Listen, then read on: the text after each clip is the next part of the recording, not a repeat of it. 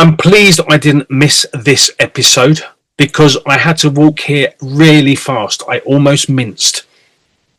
Wait, that sounds a little bit familiar. Let's go and find out from now what we are talking about today. One that most people will know. I haven't managed to go out and get a photo or a video of it, but here is mint. There are so many different types of mint. It's a really interesting one. There's spearmint, peppermint, chocolate mint, all sorts of ginger mint. There's so many of them. But let's just talk about the mint family in general and how that helps our bodies.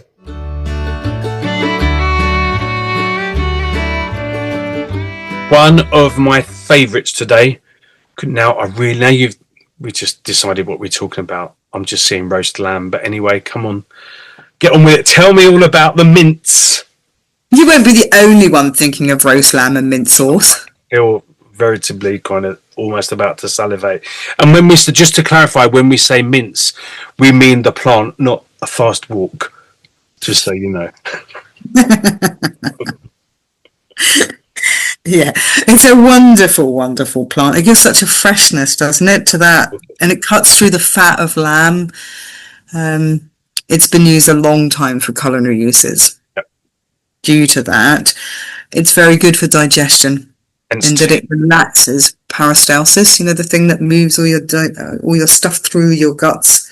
It's excellent for that. In fact, if you were to take too much mint tea, you can stop peristalsis. It relaxes it that much. You can stop what? Peristalsis, the thing that moves all your... Oh, you can completely chill it out to a point of gone to sleep? Yes. Is that a healthy thing to do? No. That's what I was thinking.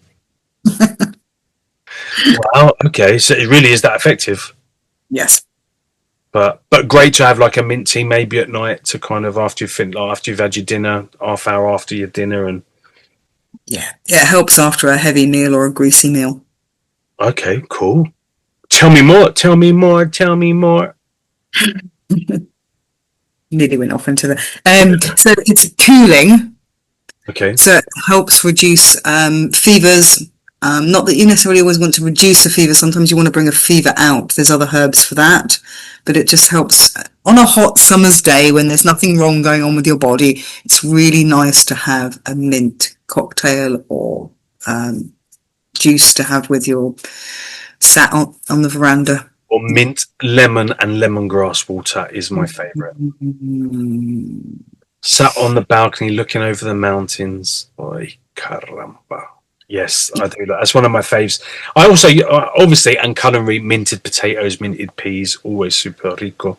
Mint ice cream, super rico. Mint chocolate. Lovely chocolate. Oh, can't beat a matchmaker. Can you get them out there? That's right. People watching all these shows, I think you need to put a UK recovery pack for me. We're talking like custard powder, stuffing, tea bags, Branston, some of Nat's chutneys. Yeah, so you need to think about that. But anyway, we digress. Tell me more about mint. So it's good for indigestion, as you can imagine. Its main component is menthol. Yep. Did you ever used to have those menthol crystals where it's been extracted? Yes. And then put your head over the sink? Over the sink, yeah. That was great. It was weird. Quite lovely. So great for kind of, I guess, blockages and... Congestion, yeah. Congestion and stuff. Wow, super cool. Also good for itchy skin as a cream because it's cooling on the skin. Okay. It helps reduce that kind of redness and that itch coming from, like with a heat rash. Yep. What about if you were picking nettles to go with your mint tea and you got stung? Would you use the mint for the nettles? Not in the same way that you would use either plantain or dock, right. But it would help reduce the redness that occurs. Just thinking out loud. That's the best thing to do, isn't it? Yeah, really, quite frankly. Oh, that's amazing, though. Any more? There's an old herbalist tea that's used for coughs and colds, and that is peppermint, elderflower, and yarrow.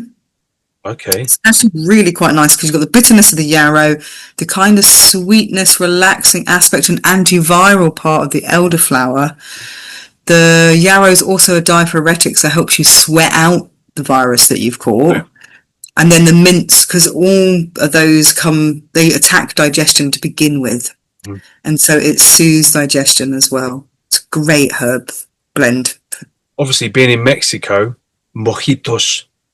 Ah, yes. You see?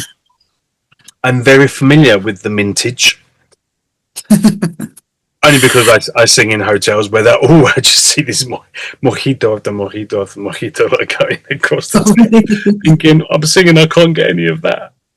But yeah, very beautiful. One of my fave drinks, actually. There's so many different types of mint as well, isn't there? Yeah, absolutely. Peppermint, spearmint, tangerine mint.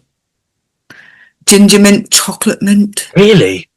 Yeah, it's lovely. Are they kind of factory made, or are they all natural plants? So water mint is your original kind of mint. Peppermint is a hybrid. Okay. Of, I think it's water mint and spearmint. Don't quote me. I'm pretty certain that's the case. Okay. And then they've all been hybrided. Hybrided. Yeah. Wow. Okay. To create the orange mint and stuff like that. And yeah, that's super lovely. But I said my go-to, and I don't have it at the moment because I'm in the process of creating, but lemongrass with real lemons, or we call them, well, they're kind of more like limes here, but here lemon is a lima, so the yellow one is called lima here. So we have limon, which is kind of small, round and green, but it's not quite a lime. It's still kind of almost lemony flavored.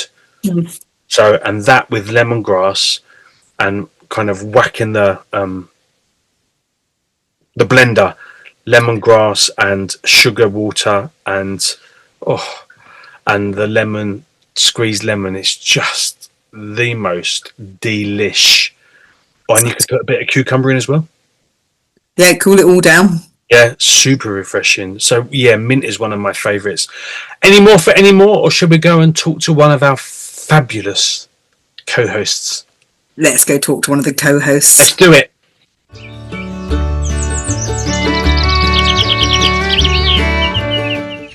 Hello, I'm in my garden. It's late October, but I've got a really healthy mint plant here, and we're going to use it for some tea later on.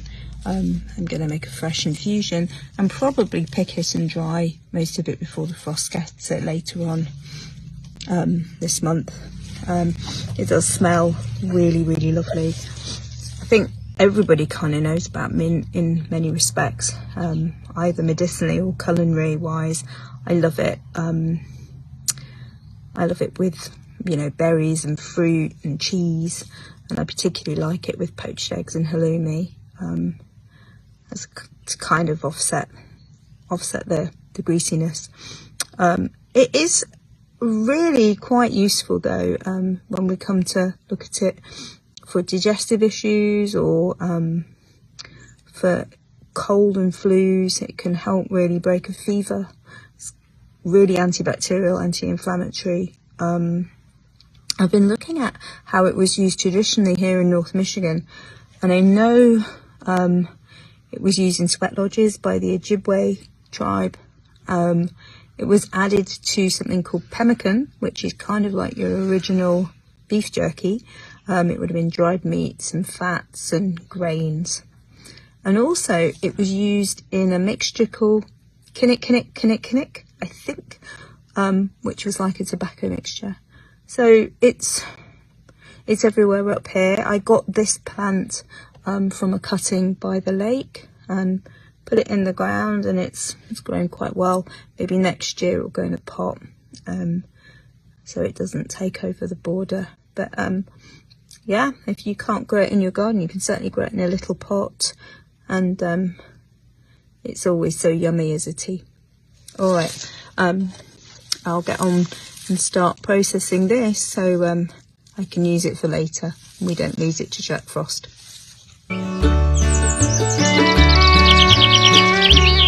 So today we're going to have a look at mint in magical practice. Mint is a really versatile and prolific herb, and it is ruled by the element of air, so it's really good for communication purposes. It will help to give power to your voice. So if you've got difficult conversations or a meeting that you're wanting to really be heard, wearing mint oil is a really good idea, or drinking mint tea during that conversation. If you're having a difficult conversation at a place where you can burn mint essential oil or burn it in an incense whilst having a difficult conversation or a discussion, or somewhere where you really feel important that you need to be heard, mint is the herb to burn. Because it grows prolifically, it's associated with wealth and prosperity. So mint will help you attract money. You can use mint essential oil to dress a green candle. Green is the colour of prosperity, and you can burn that along with other bits and pieces for spells to draw in money and luck and abundance. It's really good for purification of the home or purification rituals.